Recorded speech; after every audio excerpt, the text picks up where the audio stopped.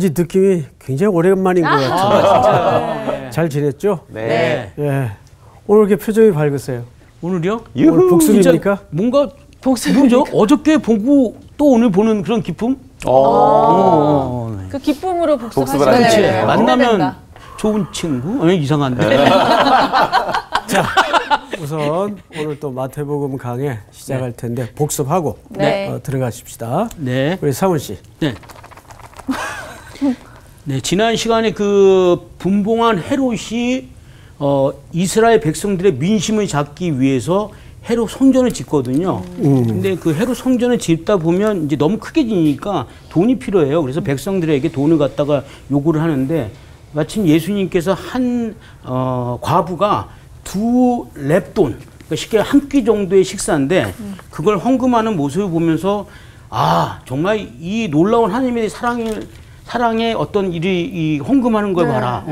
이 수많은 자기 갖고 있는 재산 다 해가지고 여기 헌금하지 않느냐. 이렇게 얘기하는 거라고 생각하고 사람들이 생각하는데 사실 그게 아니라 그렇게 사회가 억지로 이렇게 헌금을 하게끔 몰아가는 그 어떤 상태, 거기에서 통탄해하고 있었거든요. 그러니까 어떻게 보면 그 가진 거 그거마저 다 낼 수밖에 그거마저 없는 내게끔 상황. 하는. 근데 또 엎친 데 덮친 격이라고 또 제자들은 또 그냥 그 건물 보고 우와 이거 너무 빛과 번쩍하다, 야 정말 대단하지 않습니까? 예수님 딱 이렇게 얘기하고 있으니 예수님께서 너무나 한심해서 이거 무너진다 얘기를 했는데 이 무너진다는 말이 잘못 오해를 한 거예요. 왜냐하면 이 사람들에게는 성전이 곧 우주인데 무너진다고 하면 이거 완전 종말이 아니냐. 그래서 예수님의 제자들이 물어보죠. 이거 뭐 그때가 언제입니까?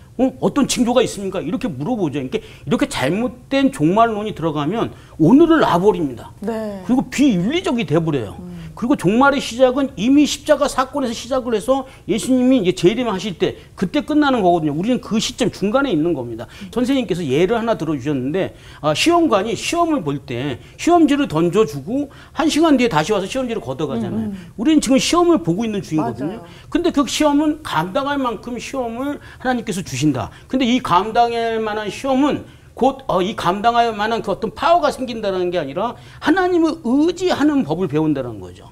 그거를 이제 가르쳐 주시면서 내 나름대로는 과연 하나님을 얼마나 의지하고 있는가 다시 한번 생각해 보면서 정말 많은 회개도 하면서 다시 한번 제대로 살아야겠다 그런 생각을 해봤습니다.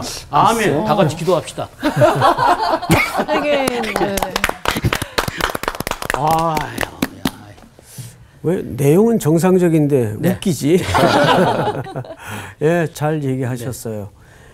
성전에서 나오시면서 화두가 이제 성전이 됐죠. 그 성전을 놓고 제자들과 예수님 사이에 나누어진 대화인데 항상 예수님의 그 화법 중에 독특한 게 뭐냐 하면 제자들의 질문을 가지고 주제를 전환시키는 그런 독특한 화법이 있습니다. 그러면서 그 주제를 종말로 이제 끌고 가죠. 오늘 수업 마태복음 70강 세상 끝의 징조 2. 오늘 이제 우리가 공부할 내용은 그 종말에 대한 이야기를 조금 더 풀어 가시는 내용입니다. 자, 우리 광호 학생부터 15절서부터죠? 네. 그러므로 너희가 선지자 다니엘이 말한 바 멸망에 가증한 것이 거룩한 곳에 선 것을 보거든 읽는 자는 깨달을진저 그때의 유대에 있는 자들은 산으로 도망할지어다.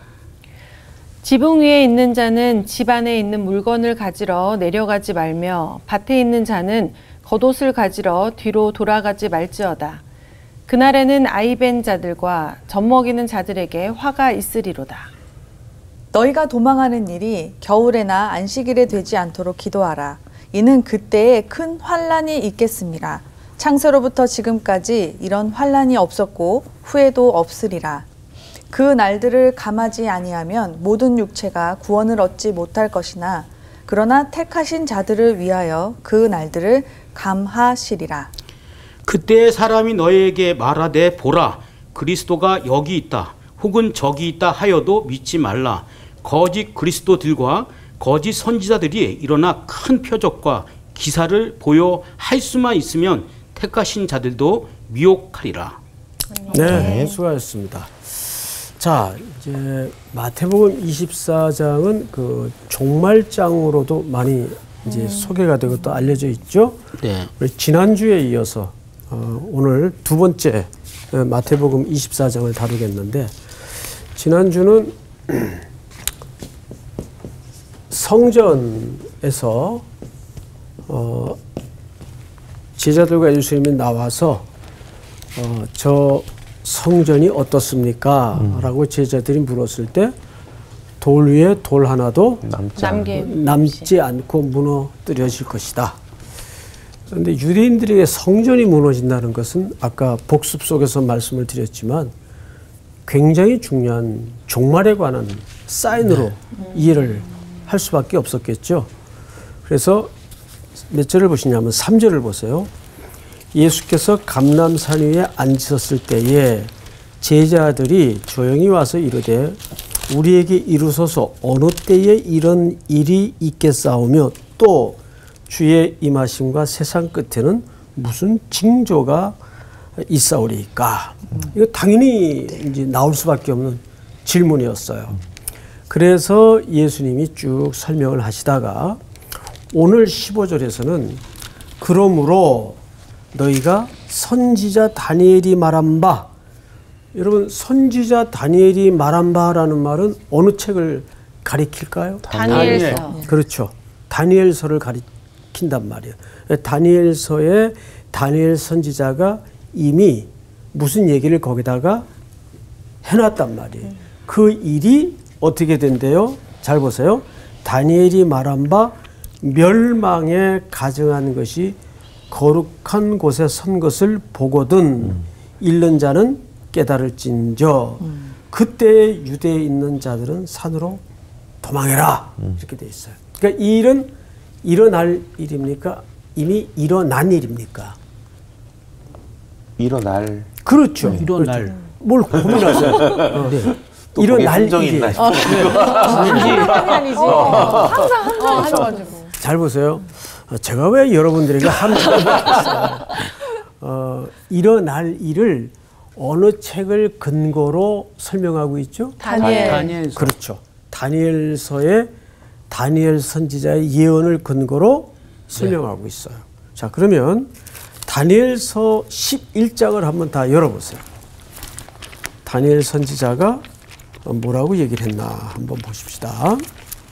먼저 찾은 분이 한번 읽어주세요. 군대는 그의 편에 서서 성소 곧 견고한 곳을 더럽히며 매일 드리는 제사를 폐하며 멸망하게 하는 가증한 것을 세울 것이며. 그렇죠.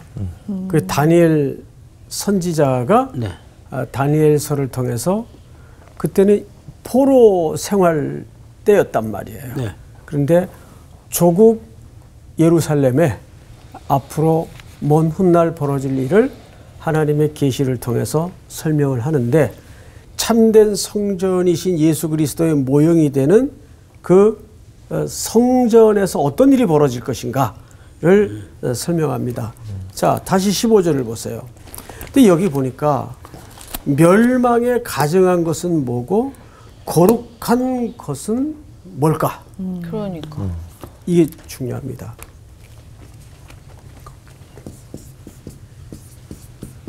멸망에 가증한 것. 그렇죠. 멸망의 가증한 것. 그 다음에 그것이 어디에서요? 거룩한 곳. 거룩한 곳. 네. 에 서는 것을 볼 것이다. 이것은 얼마 후에 예수님 승천하시고 나서 얼마 후에 AD 70년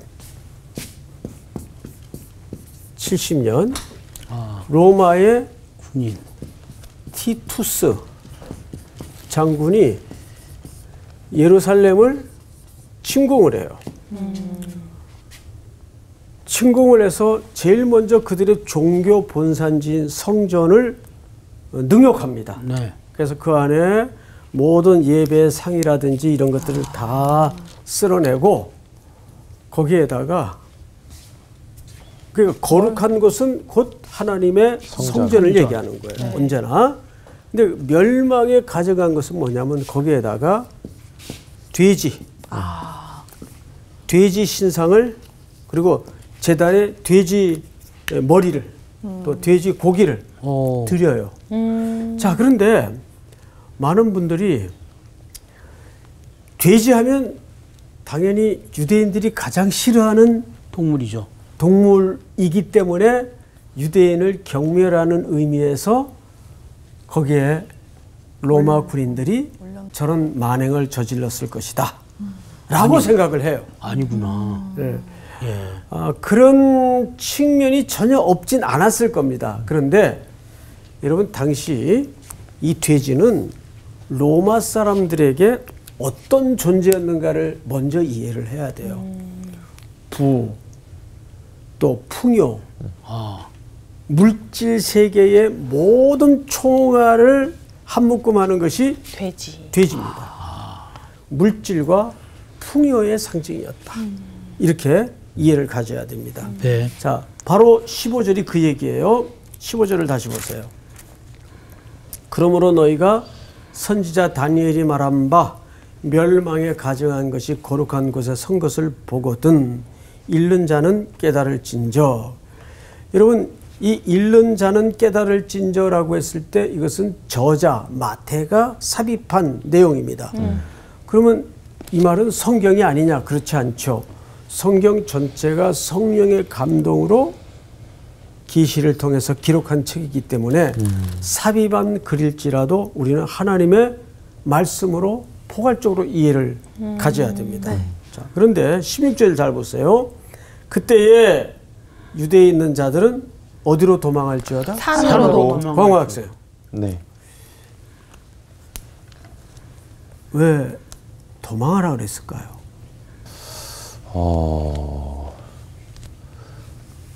그 가증한 것들에 섞여 있으면 안 될 것 같은, 거기서부터 떠나라고 하는 어떤 분리적 차원에서 예. 예, 우리 수혜 학생 왜 도망하라 그랬을까요? 그러니까 이제 그 신앙을 지키기 이제 힘든 상황이잖아요. 왜냐면은 네. 그 성전 안에도 돼지 머리를 올릴 정도로 그치. 이렇게 들어왔을 정도면은 이제 하나님을 섬길 수 있는 상황이 아니고 이제 로마가 완전히 그 종교까지도 억압할 수 있는 상황이니까 그 신앙을 남아있는 신앙이라도 지키기 위해서는 그렇지. 네. 예, 두 분 다 사실 맞는 얘기를 했어요. 자기 백성들에 대한 보호적 차원에서 이 이면에는 심판의 긴박성을 얘기하는 거예요. 심판의 돌연성, 네. 긴박성. 자, 보세요. 이때 요세푸스의 그 유대 역사학자죠. 이 전쟁을 통해서 죽은 사람이 당시 110만 명이에요. 어이구. 그럼 우리가 좀 이해가 안 되죠. 아니 그 고대 시대에 2000년 전인데 아니 예루살렘의 인구가 얼마인데 110만 명이 어떻게 어떻게 죽었을까요? 요세푸스 역사학자가 쓴 것이기 때문에 전혀 근거 없는 숫자는 아니에요. 근데 충분히 저 숫자가 가능하죠. 어떻게 가능했을까요? 자, 여러분, 이때는 이미 이제 명절이 서서히 다가오고 있어요. 다 모여있구나. 어디서들 다 올까요? 다 왔습니다. 다 성전으로 모이죠. 다 각지에서. 디아스포라들까지 네네. 흩어져 있는 모든 유대인들이 다. 예루살렘 성전으로 모여들던 때예요. 근데 그때 로마 티투스가 로마 군대를 끌고 들어와서 며칠 전에 인도네시아 축구장에서 120 몇 명이 죽었죠. 요즘 같은 이 문명 사회에서도 그런 참사가 일어나요. 근데 이 참혹함이 얼마나 대단했겠어요. 110만 명이 죽었다니까. 10,000명이 죽어도 엄청난 건데. 자, 그러니까 저것은 단박에 저렇게 죽은 것만은 아닐 겁니다. 일정 기간을 걸쳐서, 그러니까 저때 저 참사가 얼마나 끔찍한 참사였나를, 그러니까 그것은 하나의 앞으로 다가올 종말의 한 사인 정도로 우리가 네. 이해를 해야 됩니다. 자, 그런데 성경을 좀 보십시다. 24절. 그때에 유대에 있는 자들은 16절입니다. 산으로 도망할지어다. 지붕 위에 있는 자는 집 안에 있는 물건을 가지러 내려가지 말며 밭에 있는 자는 겉옷을 가지러 뒤로 돌이키지 말지어다.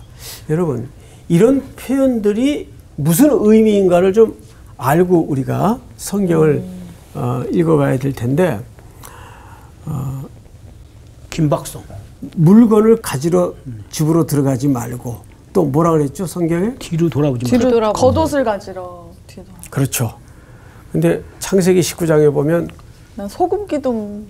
소금 기둥. 소금 기둥이 그게 되어버린 생각나 계속. 롯의 아내. 저는 출애굽할 때도 생각나. 아무것도 그거 하지 말고 바로 나가잖아요. 그렇죠. 네. 그러니까 우리 인간의 본질이 나그네예요. 사실은. 네. 근데 우리가 집안에 어떤 절체절명의 위기가 닥쳤을 때 우리 광호 학생 같은 경우에는 뭐 들고 나갈까요? 우리 예율이 업고 나가겠죠. 애기 딸. 둘째. 네. 와이프는 어떡하고? 그래. 같이 저희 아들이 잘 챙길 겁니다. 이야, 이 방송 사모님이 보면 괜찮겠니? 저 와이프가 죄송해요. 섭섭할 것 같은데. 딸이 아프다 보니까. 이거 저기 편집해야지 안 되겠는데. 그렇죠.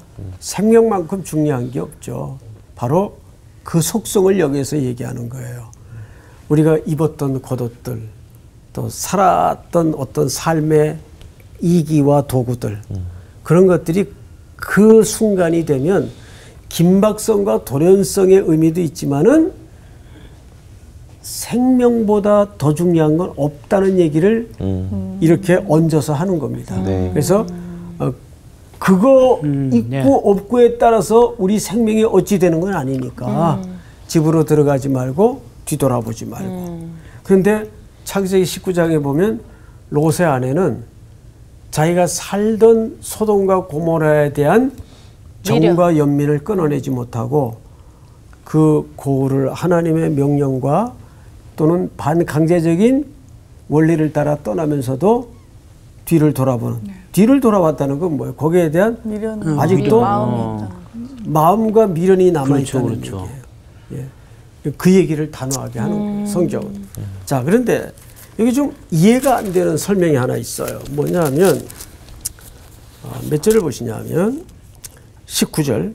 그 날에는 아이벤 자들과 젖먹이는 자들에게 뭐가 있다고 되어 있어요? 화가 있으리로다. 어떡해요?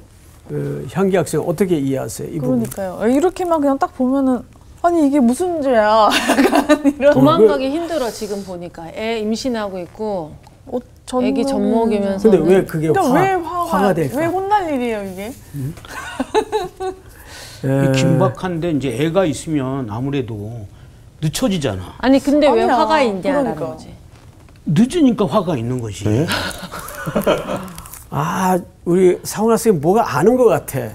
네, 사실은 뭐가 지치. 이게 화라는 표현이 조금 적합하진 않아요. 그런 화를 얘기하는 게 아니고 생각을 해보세요.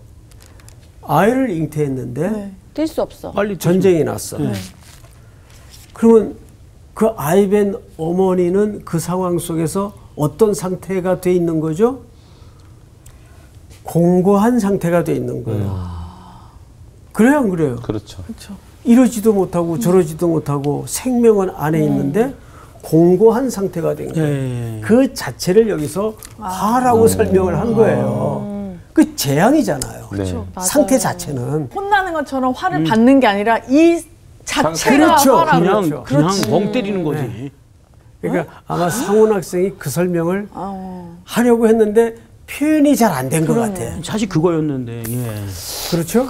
예. 아 그러네. 이게 상황이. 수혜 학생 이해가 잘 안 돼요? 아니요 이해가 됩니다. 이해가 되죠? 네. 예, 그런 얘기예요. 자, 예를 들어서 우리가 어디 도망을 가야 되는데 지금 내 상황이 도망갈 수가 없어. 그럼 그 자체가 어떻게 된 거예요? 나한테는 화해. 공고한 거죠. 네. 예, 그래서 여기서 잘못했기 때문에 화를 입는다는 그런 징계적 차원의 화를 아니라, 설명한 게 아니에요. 그러니까 이 젖먹이는 자들, 아이벤 자들에게 화가 있다는 말은 그 자체가 잘못됐다는 말이 아니고 그 상황이 공고할 수밖에 없다. 그 자체가 재난이죠. 네. 그분들에게는. 그렇죠? 자, 20절을 우리 한번 같이 읽어볼까요? 20절 시작. 너희가 도망하는 일이 겨울에나 안식일에 되지 않도록 기도하라. 아우, 야, 겨울은 진짜 피해요. 정말. 여러분, 생각만 해도 됩니다. 이 부분도 어떤 의미일까요? 겨울이나 안식일에 되지 않도록 주의하라 그랬어요. 약간 그 전에 있는 절과 좀 상황이 그쵸, 비슷하고. 상황이 화가 될 수 있어요. 그렇습니다. 자, 유대인들에게 목숨만큼 중요한 게 안식일이거든요. 네. 그 사람들은 안식일 날 걸음수도 따로 정해져 있어요. 예. 근데 우르르 어디가 나갈 수가 막 없으니까. 내빼고 도망치라면은 안식일 날 네. 눈에 다 띄겠죠. 그뿐만 아니에요. 우리가 6.25 전쟁을 3년을 했어요. 협정이 1953년에 휴전 협정이 됐으니까. 그런데 6.25 발발은 50년 6월 25일 네. 새벽에 주일날이었죠. 자, 그런데 혹시 일사후퇴라고 들어보셨어요? 일사후퇴. 전쟁 네. 치르다가 네. 1월 4일 날 저 중공군이 전쟁에 개입하면서 지금의 중국이죠. 북쪽에서 후퇴를 냈어요. 그게 유명한 일사후퇴인데 일사후퇴라는 말은 1월 달에 4일 날이라는 뜻이에요. 네. 그러면 남쪽의 겨울도 춥지만 북쪽의 1월은 무시무시하게 추울 때예요. 그땐 더 추웠어. 더 추웠죠. 그렇죠. 기후도 지금보다 더 낮았을 거예요. 강원도만 해도 얼마나 추운데. 맞아요. 근데 그때 도망가야 될 일이 생겼다. 정말 어떻게 될까요? 상상만으로 너무. 그래서 성경 기자가 그 얘기를 담아서 하는 거죠. 너희가 도망하는 일이 겨울에나 안식일에 되지 않도록 기도하라. 이는 그때에 큰 환난이 있음이라. 창세로부터 지금까지 이런 환난이 없었고 후에도 없으리라. 그러니까 그날의 끔찍한 상황이 어느 정도인가를 가히 상상을 지금 못하는 겁니다, 우리가. 자, 그런데 그 다음 절을 보세요. 22절. 이제 이 부분이 좀 오늘 본문 중에 제일 어려운 대목에 도착을 했는데 22절을 우리 사원 학생이 한번 읽어보세요. 그날들을 감하지 아니하면 모든 육체가 구원을 얻지 못할 것이나 그러나 택하신 자들을 위하여 그날들을 감하시리라. 네. 그 날들을 감한다는 말이 무슨 말일까요? 날들을 어떻게 감해요? 자, 성경을 잘 보세요. 22절.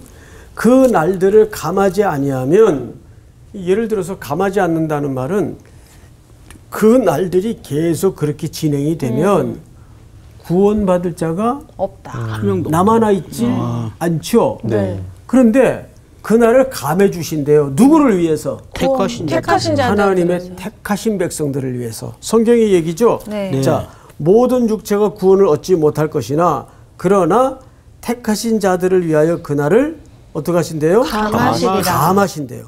이 감하신다는 말이 홀로보라고 썼어요. 이 헬라 말에는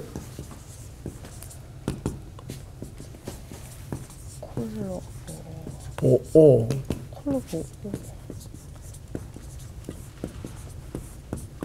감하다. 그러니까 이 말은 하나님의 택하신 하나님의 자녀들을 위해서 그날을 삭제해 주신다 그 말이에요. 주의 백성들에게는. 자, 성경을 또 보십시다. 그때에 23절입니다. 사람이 너에게 말하되 보라 그리스도가 여기 있다 혹은 저기 있다 해도 믿지 말라. 거짓 그리스도들과 거짓 선지자들이 일어나 큰 표적과 기사를 보여 할 수만 있으면 택하신 자들도 미혹하리라. 자, 택하신 자들은 미혹 안 당하는 게 아니에요. 네. 이제 우리가 3년 동안 팬데믹을 거치면서 요즘 그 뭐 소위 노트북 같은 영상을 누가 이렇게 링크를 시켜줘 가지고 봐요. 주로 이제 어떤 문자가 붙어서 오냐면 목사님 이거 이상해요. 이거 좀 한번 보시고 검증 좀 해주세요. 그래서 이제 굉장히 많이 들어와요. 그런 이제 첩보들이. 그거 이제 제가 앉아서 이제 차량에서도 보고 쭉 보면 정말 교묘하지 않아요? 가슴이 무너질 때가 많아요. 왜냐하면 저도 유심히 살피지 않으면 구분이 잘 안 되더라고요. 유명한 연예인들을 등장시켜서 성경 공부에 미혹해 하고 또 심지어는 우리가 보통 신사도 운동이라고 하죠. 네네.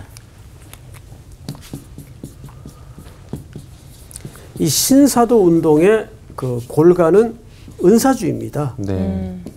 은사주의.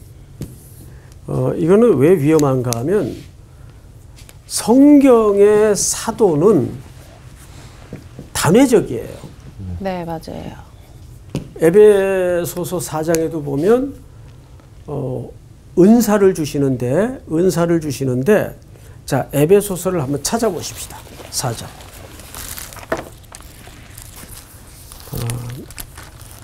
다 찾으셨나요? 네. 네.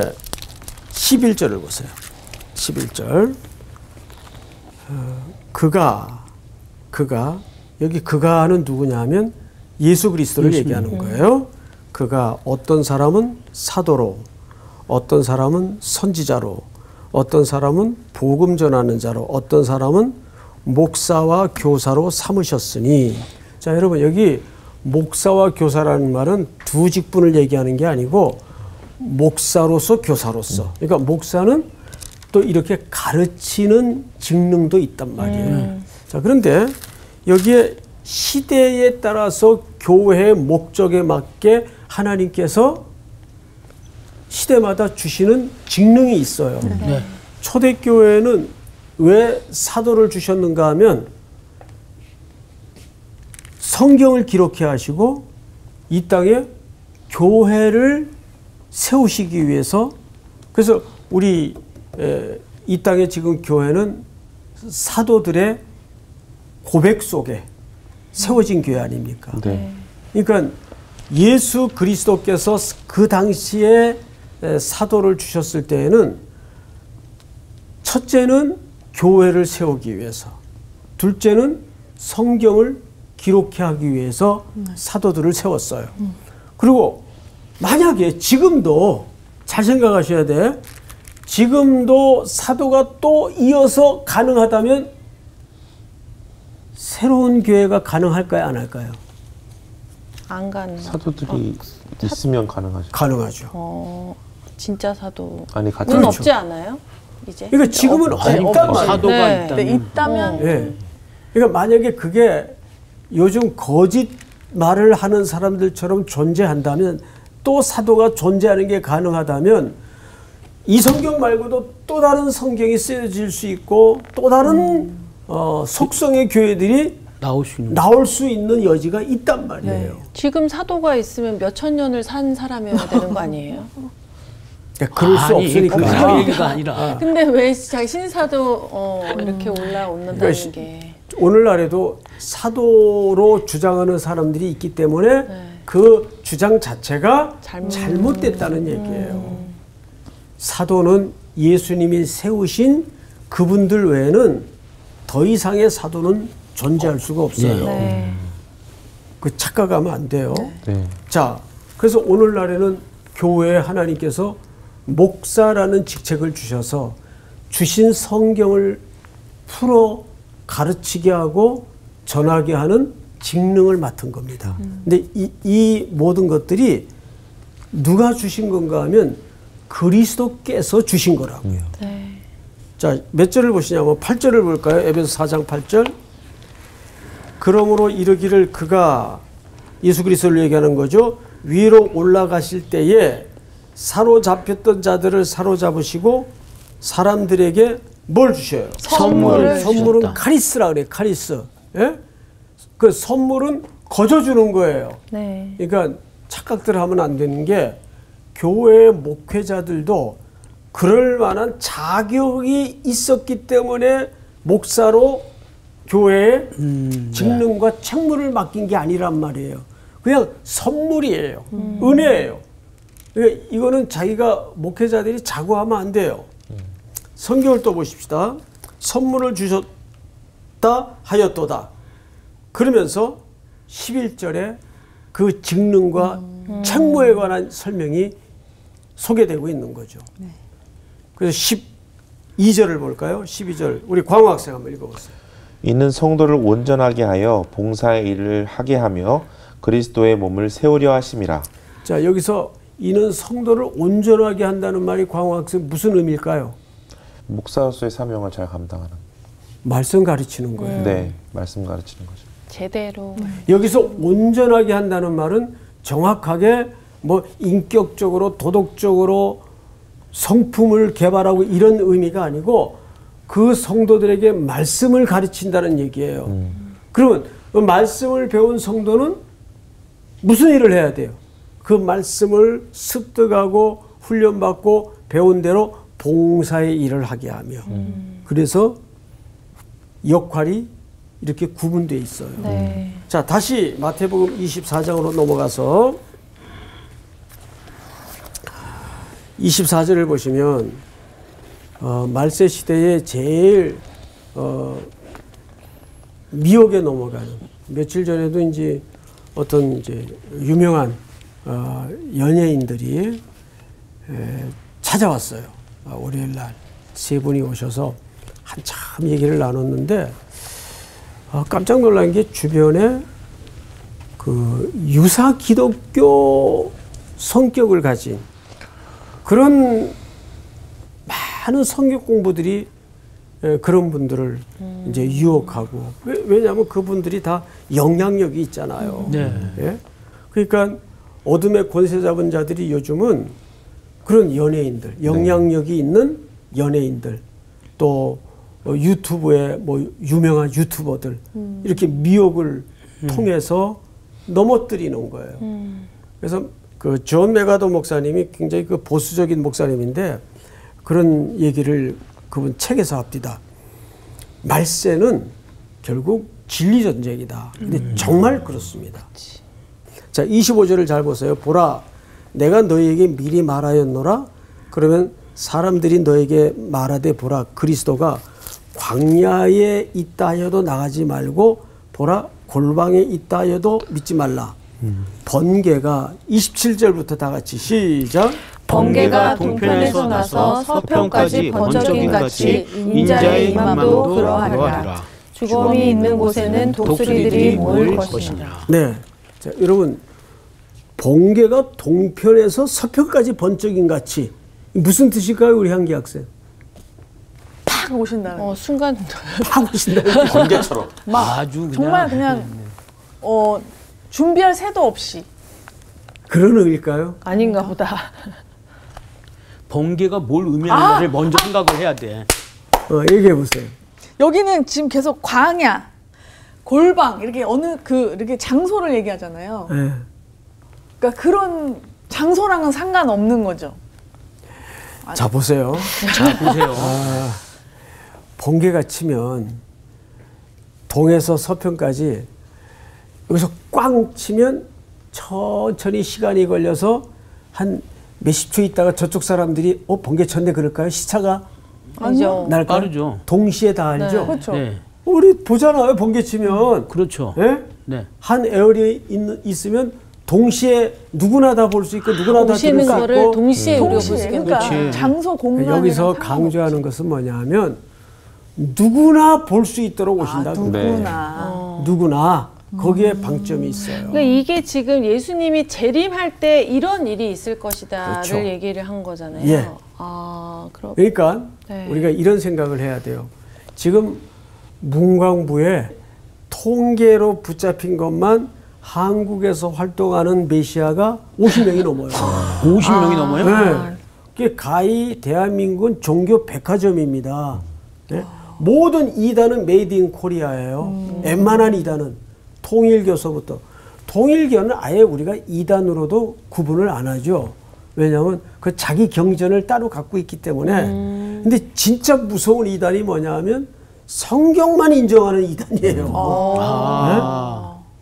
하나님의 교회 구원파, 구원파. 신천지. 누구까지 미혹해 한다 그랬죠? 택한 자들까지 미혹해 하는 일이 많다. 특별히 그 똑똑한 청년들이 거기 들어가 앉아가지고 그렇게 빠져있는 모습을 보면 여러분들 그렇죠. 쟤들 왜 저기 빠져 있을까? 글쎄 말이야. 그런 생각을 하죠. 네네네. 너무 똑똑한 사람들도 많아. 예? 대학 교수들도 많고. 왜 그런지 아세요? 이게 지식적인 문제가 아니고 시간을 투자하는 문제가 아니고 영적인 문제이기 때문에 그래요. 영적인 문제이기 때문에 그런데 자꾸 빠져요. 여러분 이단에 빠진 사람들은 다른 이단에 또 빠져요. 그 참 이상해요. 그 패턴이에요, 패턴. 네, 그 왜 그러냐 하면 그게 영적인 문제이기 때문에 그래요. 그래서 여러분들이 신앙생활을 조금 더 건강하게 하려면 뭐 요즘 마음의 수양 또 어떤 마인드 컨트롤 이런 데 막 수강료 내고 돌아다니면서 마음의 평안을 얻으려고 수양을 하려고 조장하는 유사기독교가 얼마나 많은지 몰라요. 근데 결국은 성경. 하나님의 말씀 외에는 어떤 것도 답이 되질 않습니다. 아멘. 그래서 지난번에 찾아온 그분들에게도 결국 똑같은 얘기를 했어요. 성경을 규칙적으로 읽으십시오. 이해가 되든 안 되든 우리가 밥도 맛이 있든 없든 어쨌든 먹어야 내가 살잖아요. 네. 똑같은 이치예요. 이 성경이 하나님의 능력 있는 말씀이기 때문에 성경을 읽으면 그 속에 들어간 말씀이 우리 인격을 변화시키고 우리 삶을 드라이브 하는 거예요. 믿습니까? 아멘. 갑자기 부흥회가 되네. 공부는 여기까지. 감사합니다. 감사합니다. 근데 어쨌든 지금 우리가 앞으로 겪어야 돼. 언젠가는 이미 겪고 있는 문제. 아니 근데 나는 이게 약간 헷갈리는 게 지금 이제 유대인들 그 성전에 돼지가 올라가면서 니네들 이렇게 도망쳐라 이런 일이 있을 것이다를 얘기했는데 그 당시에 이제 그 유대인들한테 쓴 거잖아. 근데 결국에는 우리가 예수님 재림하시기 전에 이런 일이 있을 것이다 한 거잖아. 그러니까 예수님 오신 후에 이 일이 아니라 오시기 전에 이런 일들이 맞아요. 있다는 거니까 예수님은 한순간에 오신다고 했잖아. 누구나 보시니까 그 전에 미혹되지 않고 우리가 우리 믿음을 잘 지키는 약간 이렇게 하는 게 진짜 너무 중요하다는 거죠. 우리가 그 보면 그 자꾸 그 과학자들이 말이죠. 세상 사람들이 네?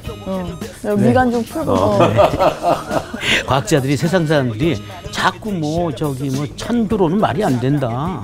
뭐 자꾸 시비 걸잖아요. 과학적으로 따지면. 네, 과학적으로 말이 안 돼. 아니 그런 애들 그런 사람들이 그 코로나 보이지도 않는 코로나 때문에 몇 년을 이렇게 고생하게 지도도 모르면서 감히 그러면서 그러니까, 어떻게?